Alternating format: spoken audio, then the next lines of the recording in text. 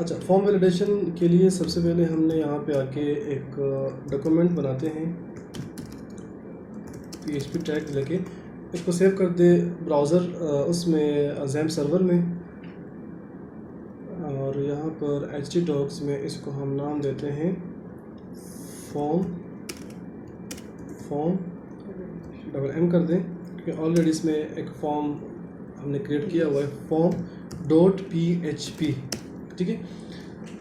अच्छा, यहाँ पर HTML की एक स्ट्रक्चर बना लें और इसके अंदर हम एक फॉर्म बनाते हैं जल्दी से। फॉर्म, ये तो पता है ना HTML इस तरह हम फॉर्म बनाते हैं। फॉर्म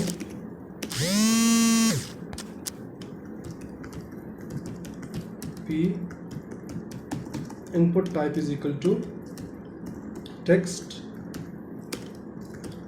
ठीक है, कंट्रोल D कर दें। यहाँ पर मैं लिख लेता हूँ ईमेल पासवर्ड एंड लास्ट में input type is equal to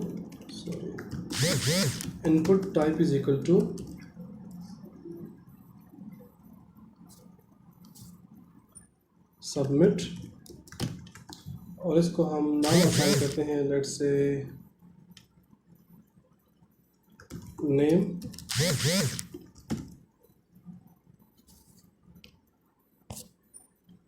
email password. ठीक है।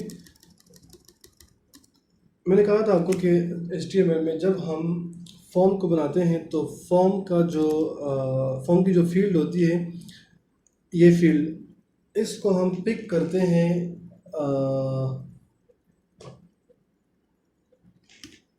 नेम के ज़रिए। ठीक है, हमारे पास एक एट्रीब्यूट यूज़ होता है नेम, इसके ज़रिए हम इसको पिक करते हैं। तो मैं यहाँ पे लिखूँगा नेम यहाँ पे आ जाएगा यूज़र, लेट से यहाँ पर मैं लिखता हूँ नेम ईमेल एंड यहाँ पर नेम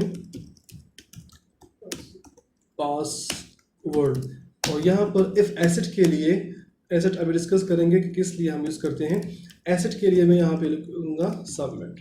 ठीक है, बस यहाँ तक हमारा काम था। मेथड में मैं लिखूँगा लेट्स से कि पोस्ट। अब पोस्ट किस लिए यूज़ करते हैं? पोस्ट मीन कि जब हम किसी भी डेटाबेस के साथ अगर हमने वर्क करना हो, या अगर हमने अपना डेटा जो है वो वेब पेज पे शो नहीं करवाना हो, तो हम पोस्ट यूज़ करते हैं। ठीक है, अगर हम गेट यूज़ करेंगे तो जब मैं फॉर्म को फिल करूँगा तो फिल करने के बाद मेरे पास यहाँ पर URL में डेटा जो है वो शो होगा। अगर हम गेट यूज़ करते हैं तो, अगर मैं पोस्ट यूज़ करता हूँ तो मेरे पास URL में डेटा शो नहीं होगा। एंड मोस्टली हम डेटाबेस के साथ अगर काम करते हैं तो उसके लिए भी हम पोस्ट यूज़ करते हैं। क्लियर? यहाँ पर आके मैं एक इफ़ एसेट, अब एसेट में क्यों यूज़ करता हूँ? एसेट पे मैं यूज़ करूँगा ग्लोबल वेरिएबल पोस्ट, एंड यहाँ पर हम नीचे जो मैंने सबमिट लिया हुआ है इसको मैं यहाँ पे कॉल करूँगा। ये सबमिट, ये इफ़ एसेट बटन क्या करेगा, फंक्शन क्या करेगा, ये हमारे कंप्लीट जो हमने फॉर्म बनाया हुआ है, जब हम इस सबमिट पे क्लिक करेंगे डेटा हमारा सबमिट हो जाएगा। तो ये फॉर्म चेक करेगा, ये सब इफ़ एसेट चेक करेगा कि हमारा जो वेरिएबल वहाँ पे हमने लिया हुआ है, ये $_पोस्ट, ये करेक्ट है या नहीं, मतलब नीचे सबमिट लिखा हुआ है या नहीं। सिंपल इसका मतलब ये है। ठीक है, तो अगर मैं यहाँ पे लिखता हूँ कि इको आउट करता हूँ, यहाँ पर मैं लिखता हूँ कि यस करेक्ट, या सिर्फ लिख ले आप वर्किंग, ब्राउज़र में आके इसको localhost/form.php, तो मेरे पास क्या आ जाएगा, वर्किंग। ठीक है, मतलब हमारा जो इफ एसेट फंक्शन है वो सही तरह से वर्क कर रहा है, वो सही तरह से काम कर रहा है, तो इसलिए हम यहाँ पर एसेट को यूज़ करते हैं। ठीक है, क्लियर? आफ्टर दिस मैं यहाँ पर एक यूज़र नाम से एक वेरिएबल बनाता हूँ और इसको मैं $_post, इसको नाम असाइन कर दे, लेट्स से के क्या लिया था, नीचे यूज़र लिया था, यूज़र, यहाँ पर ईमेल एंड यहाँ पर पासवर्ड, और यहाँ पर भी आप ईमेल अपने नाम से, अपने मर्जी से कोई भी आप इसको नाम दे सकते हैं। मैं यहाँ पे देता हूँ पासवर्ड। यहाँ पर आते हैं इफ़ एम्प्टी यूज़र, अगर हमारा यूज़र फील्ड एम्प्टी हो तो इको आउट कर दें प्लीज़ या यूज़र मस्ट बी फिल्ड। ठीक है, यहाँ पर आके इसको मैं रिफ्रेश करता हूँ, ठीक है, और सबमिट पे क्लिक करता हूँ तो मेरे पास आ रहा है यूज़र मस्ट बी फिल्ड। बाज़ औक़ात आपने देखा होगा जब हम फॉर्म पे काम करते हैं या हम किसी भी साइट पे जाके फॉर्म को सबमिट करते हैं तो अगर उसमें कोई एरर हो या सबमिशन होती हो तो ये सबमिट के नीचे रेड कलर में हमारे पास वो जो एरर है या सबमिशन का जो ऑप्शन है वो आ जाता है। तो उसको कैसे यूज़ करेंगे, उसके लिए हम यहाँ पर एक वेरिएबल लेते हैं। लेट से मैं लेता हूँ प्रिंट के नाम से मैं वेरिएबल बनाता हूँ और यहाँ पर सबमिट के नीचे मैं पी टैग लूँगा, पी टैग को क्लोज करें, पी टैग के अंदर मैं पीएचपी के टैग्स लूँगा, पीएचपी एंड पीएचपी टैग्स में यहाँ पर मैं लिखूँगा if asset and if asset के अंदर कौन सा वेरिएबल लिया था ऊपर, प्रिंट के नाम से जो वेरिएबल हमने लिया है उसको हम यहाँ पर इको आउट करते हैं। राइट, समझ आ रही है कि नहीं? तो यहाँ पे मेरे पास आ जाएगा यूज़र मस्ट बी, यहाँ तक क्लियर है सर? वैसे ये सेट का मतलब क्या है? देखो ये मैंने यहाँ पे नेम लिखा हुआ है ना सबमिट, तो ये सबमिट जो है ये मैंने यहाँ पे कॉल किया इफ़ एसेट में। तो अगर मैं सबमिट पे क्लिक करता हूँ, बटन पे क्लिक करता हूँ तो ये इफ़ एसेट चेक करेगा कि आया ये वेरिएबल करेक्ट है या नहीं है। अगर करेक्ट, ये फॉर्म कंप्लीट जो फॉर्म है इसको नहीं ये कंप्लीट जो फॉर्म है इसके लिए अगर मैं यहाँ पे लेट सपोज मैं यहाँ पर लिखता हूँ, एक मैं फाइल बनाता हूँ नया फाइल और इसको हम ज़ेम्प सर्वर में htdocs में सेव करता हूँ। इसको मैं नाम देता हूँ ajmal.php। ठीक है, php के टैग्स लेता हूँ, php टैग्स, और यहाँ पे मैं एक वेरिएबल लेता हूँ x के नाम से, इसको मैं वैल्यू असाइन करता हूँ 10। ठीक है, यहाँ पे लिख लिया assignment operator. If asset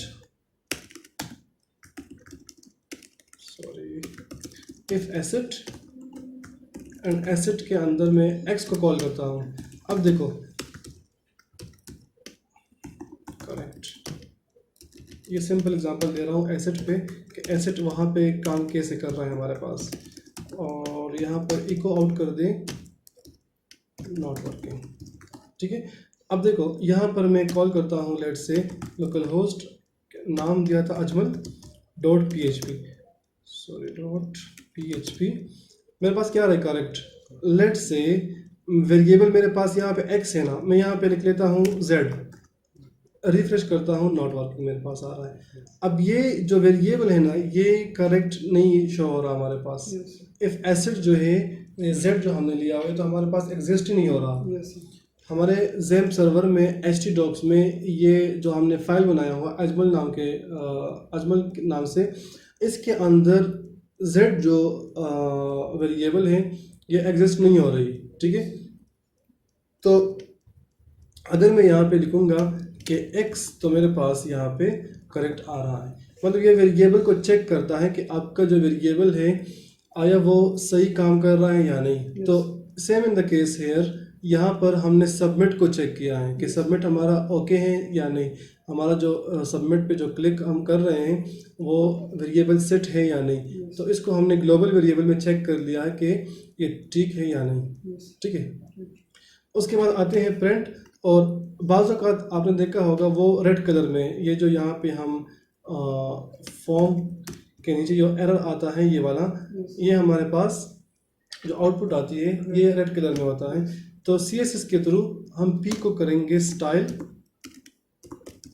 colour red, refresh, तो मेरे पास ये रेड कलर में आ जाएगा। क्लियर। अब आते हैं नेक्स्ट फील्ड को, ईमेल। मैं यहाँ पे लिखूँगा एल्स ये कहाँ पे लिख लिया यार, यहाँ पे काम करेंगे ना, तो ठीक है, एल्स इफ, और एल्स इफ में मैं लिखूंगा इफ एम्प्टी, कौन सा एम्प्टी, सेकंड कौन सा है, ईमेल, एंड यहाँ पर print email must be field. अब आते हैं ब्राउज़र में, इसको मैं रिफ्रेश करता हूँ, ठीक है, यहाँ पर देखें मैं इसको फिल नहीं करता, user must be field, let's say मैं एडमिन फिल करता हूँ, ईमेल मस्ट बी फिल्ड, ठीक है। अब थर्ड वैलिडेशन, थर्ड जो फील्ड है पासवर्ड का, उसकी तरफ आते हैं। एल्स इफ सर प्रिंट के बजाय हम ई को यूज कर सकते हैं। यस, हम यूज कर सकते हैं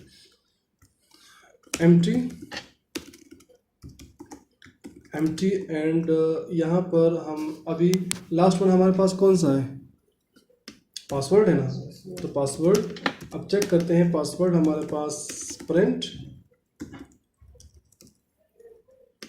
password must be filled out, ठीक है। आ जाए यहाँ पर, इसको रिफ्रेश करें, name email must be filled, admin email में यहाँ पे ali@gmail.com, password must be filled out. अब ये तो हमने जिस तरह जावास्क्रिप्ट पे किया था, यहाँ भी हमने उसी तरह किया हुआ है, ठीक है। अब इसमें हम फर्स्ट ऑफ ऑल ईमेल को वैलिडेट करते हैं कि अगर कोई बंदा आता हो वो ali@gmail लिखता हो, .com नहीं लिखता हो, तो हमारा फीड सबमिट नहीं होगा, हमारा फॉर्म सबमिट नहीं होगा। तो उसके लिए यहाँ पर ईमेल के बाद आते हैं एल्स इफ, ठीक है,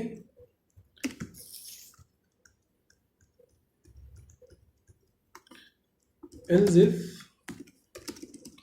एंड यहाँ पर मैं यूज़ करूँगा not operator, sign of exclamatory, जिसको हम इंग्लिश में कहते हैं, मैथ्स में हम इसको फैक्टोरियल साइन कहते हैं, filter underscore war, filter underscore war, and comma लगा के, सॉरी ब्रैकेट्स लगा के, इसके अंदर फर्स्ट में ईमेल लिखूंगा। ईमेल कहाँ से मैंने लिया हुआ है, ऊपर से, ये ईमेल, ठीक है, ईमेल, एंड यहाँ पर मैं लिखूंगा filter underscore validate underscore email, ठीक है, filter underscore validate underscore email.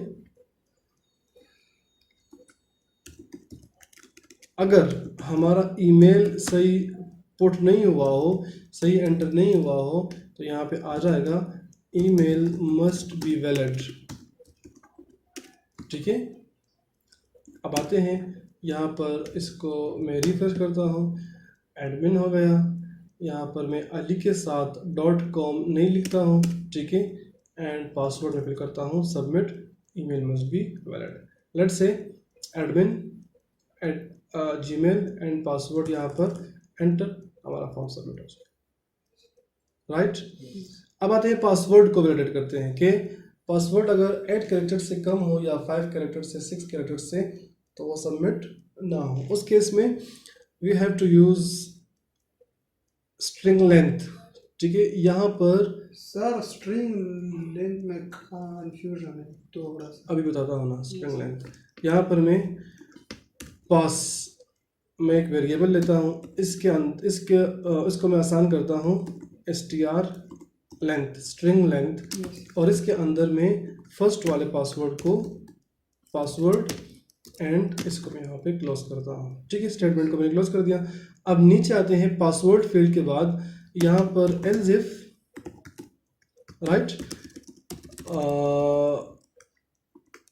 Password लिया है ना वेरिएबल, ये पासवर्ड पर कहाँ पे है, ये, ठीक है, पासवर्ड, एंड पासवर्ड के बाद यहाँ पर मैं if password is less than 8,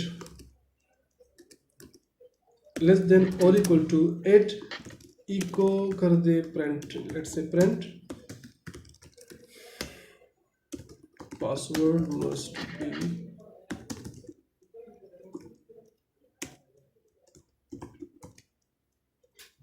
password must B 8 characters. Let's say मैं यहाँ पे आता हूँ, यहाँ पर मैं वालेकुम सलाम, यहाँ पे मैं लिखता हूँ एडमिन ali@gmail.com, एंड पासवर्ड में सपोज 1 2 3 4 5 लिखता हूँ, सही है। सबमिट पे क्लिक करता हूँ, ठीक है। अब हमारा फर्स्ट फील्ड जो है वो सही एंटर हुआ है, ईमेल सही है, पासवर्ड सही है, सबमिट करता हूँ। Password must be eight characters. Suppose मैं यहाँ पे आता हूँ admin@ali@gmail.com एंड यहाँ पर मैं सबमिट करता हूँ, वालेकुम सलाम। सबमिट पे क्लिक करता हूँ तो अभी ऐड करेक्टर से ज़्यादा है ना, सबमिट पे क्लिक करता हूँ तो पासवर्ड हमारा, फॉर्म हमारा फिल्ड हो जाएगा। अभी फिल होने के बाद सपोज एल्स पे आते हैं, एल्स में लिखता हूँ इको एंड इस इको को हम लेते हैं स्क्रिप्ट में,